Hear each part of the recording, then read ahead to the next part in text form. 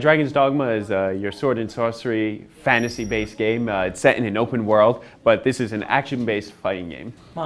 The story opens where a dragon, who hasn't been seen in the kingdom for decades, appears out of nowhere, starts causing havoc in the towns and the city, and during this havoc, he chooses one of the inhabitants, and he selects that protagonist and steals the protagonist's heart. And it's at that point that the adventure begins. The first class you have is the fighter. The fighter comes with a nice sized shield, and the fighter is good for close quarter combat. He gets in there, fights with his fists and whatnot.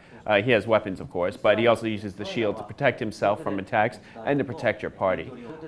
Next class is the strider, a little faster character. He's good for grabbing onto things, grabbing onto enemies. He's got two types of weapons. He's got daggers and a bow and arrow, so he can do close range attacks and far range attacks. And the last class is the Mage, and the Mage can use all of the magic in the game. So the Mage can help heal your party, or he can use his powers for attacks as well.